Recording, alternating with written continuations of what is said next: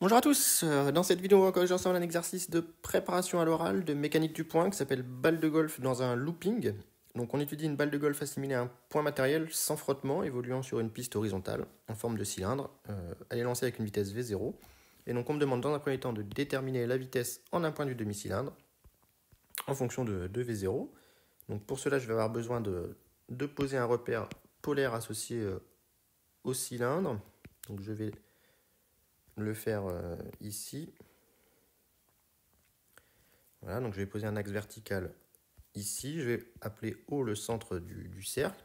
Et donc pour un point M quelconque, eh bien, on va repérer la distance OM par un rayon R et la position du point M par ici un angle θ. Vous le prenez où vous voulez, l'angle θ. Simplement, une fois que vous avez choisi l'angle θ, la base locale doit être cohérente avec votre choix de θ. Donc ici, le vecteur Eθ, toujours pris selon les θ croissants. Donc je vais avoir cette base polaire. Et je vais poser un système d'axes qui correspond ici pour le point M. Donc je vais prendre un axe ascendant, Y, X, et donc je vais avoir Y de M qui est la distance ici le long de l'axe Y. Et donc j'ai que Y de M ici est égal à moins R cos θ. On voit bien qu'YM est négatif pour θ appartenant à 0 pi sur 2. Donc quand θ vaut 0, ça fait bien moins R. Quand θ vaut pi sur 2, ça fait bien 0. Donc ça, c'est YM. Et donc, on me demande de déterminer la vitesse en un point du demi-cylindre. Donc ici, la balle de golf arrive avec une vitesse V0 jusqu'au point A. Comme il n'y a pas de frottement, la vitesse n'a pas de raison de changer puisque le poids ne travaille pas. Donc en A, on sait que la vitesse est égale à V0, en norme tout du moins. Et donc, on va utiliser la conservation de l'énergie mécanique, puisque je n'ai pas de frottement. Donc utilisons la conservation de l'énergie mécanique au point entre A et M, ici, car il n'y a pas de frottement. Donc la réaction est parfaitement normale au support, au cylindre. Donc la réaction est normale au cylindre. Et comme elle est normale au cylindre, eh bien, elle ne travaille pas. Donc ça, il n'y a pas de problème. Donc on a que EM de A est égal à l'énergie mécanique du point M. Et donc l'énergie potentielle de pesanteur en A plus l'énergie potentielle de pesanteur en l'énergie cinétique en A est égale à l'énergie potentielle de pesanteur au point M plus l'énergie cinétique au point M. Alors ici, il faut choisir une origine des potentiels. Pour que ce soit simple, le mieux c'est d'avoir ici une origine des potentiels qui vaut 0 quand Y vaut 0. Et donc je vais prendre l'origine des potentiels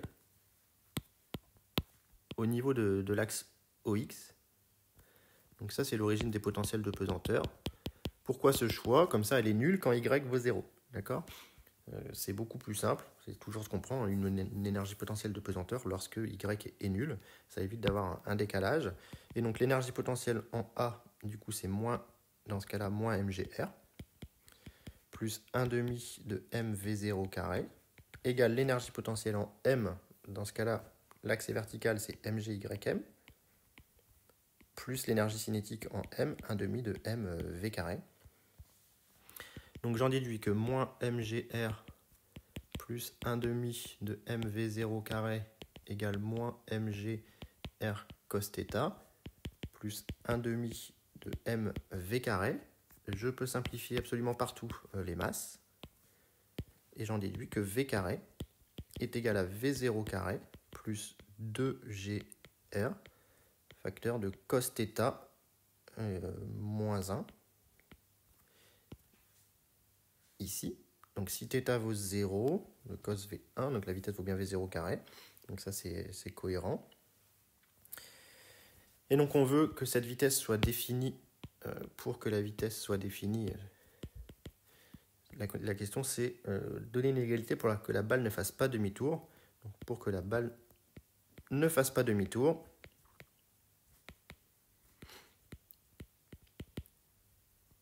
eh bien, il faut que V de pi, finalement, V de θ égale pi, soit supérieur à 0, de telle sorte à arriver jusqu'en haut. Or, V de θ égale pi, ou tout au moins V carré de θ égale pi, c'est égal à V0 carré plus 2GR fois moins 1, donc moins 4GR. Et donc ça, il faut que ce soit positif. Donc, on en déduit que V0 doit être supérieur à 2 racines de 2GR. Voilà la première condition pour que la balle arrive jusqu'en haut. Alors, il y a une deuxième condition, c'est qu'il faut que la balle reste en contact avec le cylindre tout au long de sa montée. Et donc, pour cela, on doit déterminer la force de réaction du cylindre sur la balle. Et donc, comme on veut la réaction du support, on va utiliser la deuxième loi de Newton, puisque celle-ci ne travaille pas, donc je ne peux pas utiliser une méthode énergétique. Donc, on utilise la deuxième loi de Newton en référentiel galiléen, qui est ici le référentiel terrestre. Et donc, on a que la masse fois l'accélération est égale à la somme des forces. Et ici, quelle force s'exerce sur ma balle de golf? Eh bien, elle subit son poids et une réaction normale. On va essayer de projeter ces forces. Le poids, on voit que quand θ vaut 0, le poids est selon plus ER, donc ça fait mg cos θ ER. Et quand θ vaut pi sur 2, donc dans une situation à l'horizontale, le poids est selon moins Eθ, donc moins mg sin θ Eθ, et n est égal à moins n selon ER. Et enfin, l'accélération sur un cercle, ça s'écrit moins v carré sur r selon ER, plus r θ point point selon Eθ, par exemple.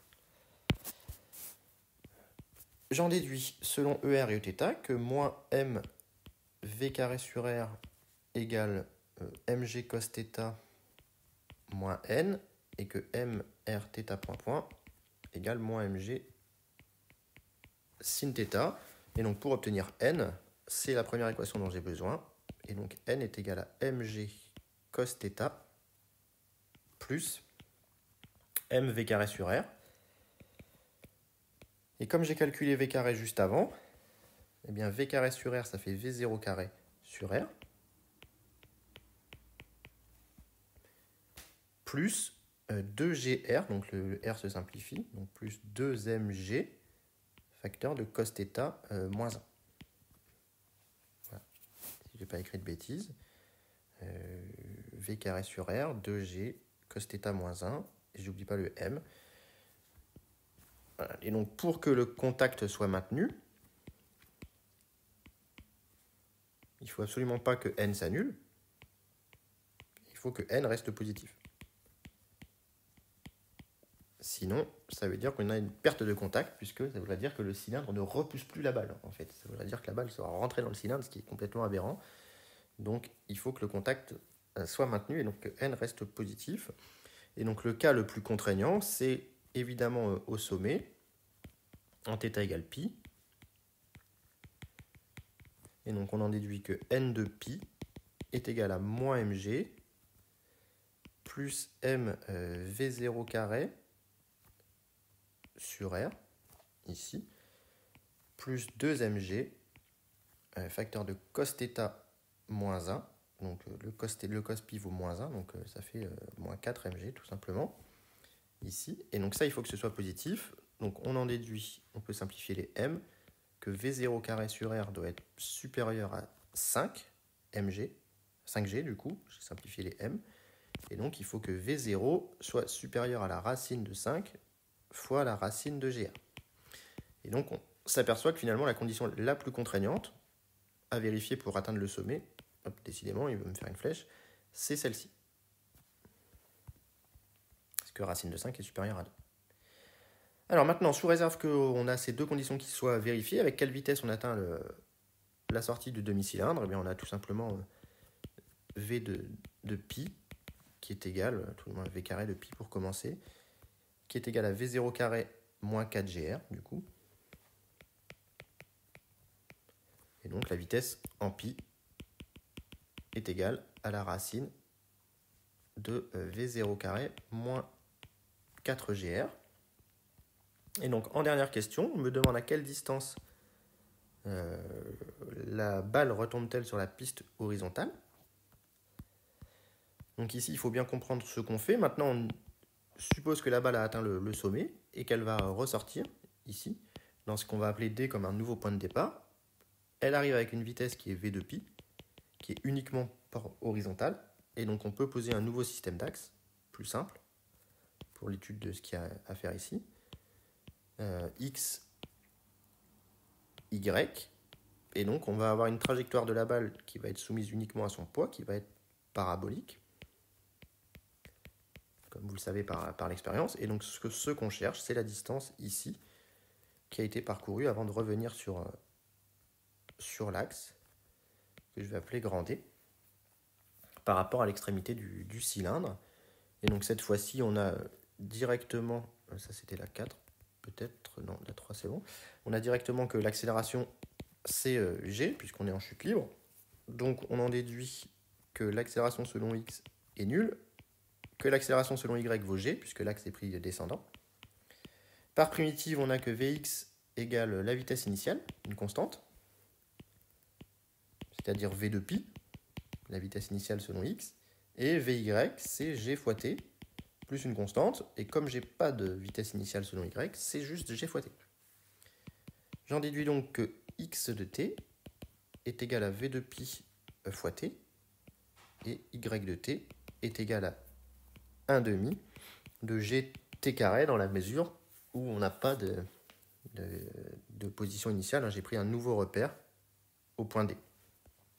Et on peut en déduire l'équation de la trajectoire, c'est assez classique. Y de x égale 1 demi de gx carré sur v de pi au carré. Et v de pi au carré, c'est tout simplement v0 carré moins 4gr.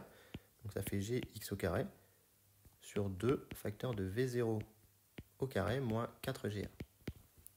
Et enfin, on cherche d tel que y de d soit égal à 2 fois le rayon, puisqu'il faut retomber du cylindre. Et donc la distance ici, c'est bien 2 fois le rayon. Et donc, on cherche à résoudre 2r égale gd carré sur 2 facteurs de v0 carré moins 4gr, si bien que d va être égal à la racine carrée de 4r facteur de v0 carré moins 4gr divisé par g. Donc voilà pour cet exercice de mécanique du point, assez classique, mais finalement pas si simple si on s'y prend pas bien sur la position et le choix du repère. Donc voilà, c'est un bel exercice, j'espère que la correction vous a plu, que ça peut vous aider, et s'il y a des questions, surtout mettez-les en commentaire.